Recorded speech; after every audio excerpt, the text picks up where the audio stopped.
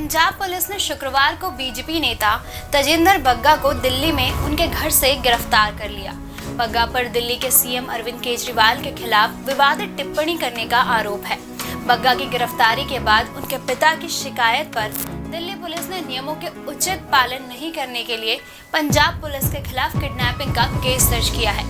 Punjab police Bagga को गिरफ्तार करके मोहाली में कोर्ट के सामने पेश करने के लिए ले जा रही थी, लेकिन हरियाणा पुलिस ने उन्हें रोक लिया। ऐसे में चलिए जानते हैं एक राज्य की पुलिस के दूसरे राज्य में किसी को गिरफ्तार करने को लेकर क्या नियम है। साथ ही केंद्रीय एजेंसियों के पास किसी भी राज्य में गिरफ्तारी का क्या नियम है। क्या एक राज्य की पुलिस दूसरे राज्य में किसी को अरेस्ट कर सकती है? पंजाब पुलिस के दिल्ली में जाकर बग्गा को अरेस्ट करने के बाद इंटरस्टेट अरेस्ट को लेकर नई बहस छिड़ गई है।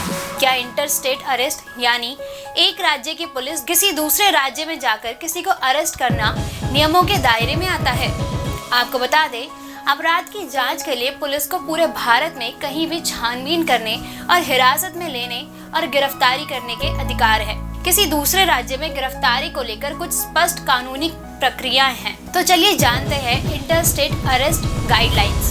सबसे पहले दूसरे राज्य की पुलिस को उस पुलिस स्टेशन से संपर्क करने की कोशिश करनी चाहिए जिसके अधिकारी क्षेत्र में उसे अपनी जांच करनी है। इसके साथ ही पुलिस को शिकायत अथवा प्राथमिकी यानी एफआईआर की कॉपी और अन्य जरूरी दस्तावेज उस राज्य की मान्य भाषा में अनुवाद करके ले जाना चाहिए जहां वे आरोपी को पकड़ने के लिए जा रहे हैं। दूसरे राज्य में कार्रवाई को अंजाम देने के लिए पहुंचने के बाद सबसे पहले पुलिस को मदद के लिए संबंधित पुलिस स्टेशन को सभी महत्वपूर्ण जानकारी देनी चाहिए। यह संबंधित थाना प्रभारी के लिए भी यह जरूरी हो जाता है कि वे दूसरे राज्य से आई पुलिस को सभी कानूनी मदद दे। दूसरे राज्य से किसी अन्य राज्य में गिरफ्तारी करने आई पुलिस का यह कर्तव्य है कि वह राज्य से बाहर ले जाने से पहले गिरफ्तार व्यक्ति को अपने वकील से परामर्श करने का मौका दे।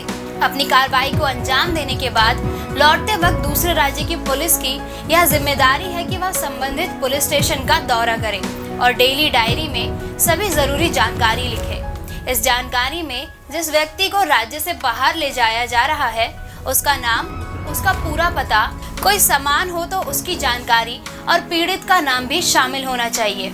अगर जरूरत हो तो दूसरे राज्य से आई पुलिस को चाहिए कि वह गिरफ्तार किए गए व्यक्ति को नजदीकी मजिस्ट्रेट के समक्ष पेश करने के बाद ट्रांजिट रिमांड हासिल करने की कोशिश करे और फिर उसे उस राज्य के मामले के अधिकार क्षेत्र वाले मजिस्ट्रेट के सामने 24 घंटे के भीतर पेश करे जहां उसके खिलाफ केस दर्ज है, क्योंकि गिरफ्तार व्यक्ति को उसके राज्य से बाहर दूसरे स्थान पर ले जाया जाना है जहां उसकी जान पहचान का कोई नहीं है। तो ऐसी स्थिति में न्यायिक मजिस्ट्रेट के सामने पेश किए जाने तक संभवतः उसे अपने साथ परिवार के सदस्य अथवा किसी परिचित को रहने की अनुमति दी जा सकती है। ऐसा इसलिए ताकि परिवार का वह सदस्य उसके लिए कानूनी सहायता की व्यवस्था कर सके।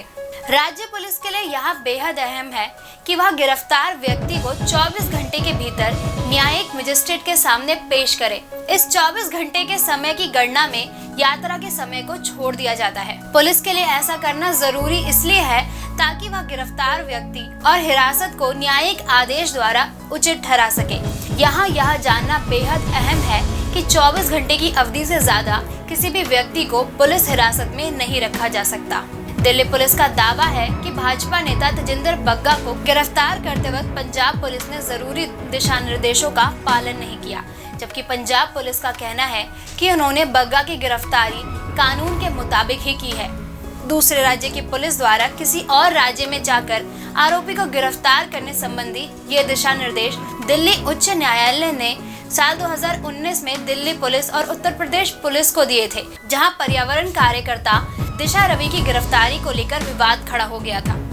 आरोप लगाया था कि बेंगलोर में गिरफ्तार दिशा रवि को बिना किसी ट्रांजिट वारंट के ही दिल्ली ले जाया गया था। क्या बग्गा की गिरफ्तारी सही है? बग्गा के केस में ये मामला जिस व्यक्ति के खिलाफ ट्वीट हुआ है और उसको ट्वीट करने वाले के बीच का है, यानी यह पूरा मामला बग्गा और अरविंद केजरीवाल के बीच का है। इस मामले में पीड़ित व्यक्ति कोर्ट में जाकर मानहानि का केस, मुआवजे का केस फाइल कर सकता है। लेकिन इसमें राज्यों की पुलिस द्वारा बहुत ही उत्साहवर्धन तरीके से जो गिरफ्तारियां हो रही है और जो पॉलिटिकल सेटलमेंट हो रहा है, ये लोकतंत्र और अभिव्यक्ति के लिहाज से ठीक नहीं है।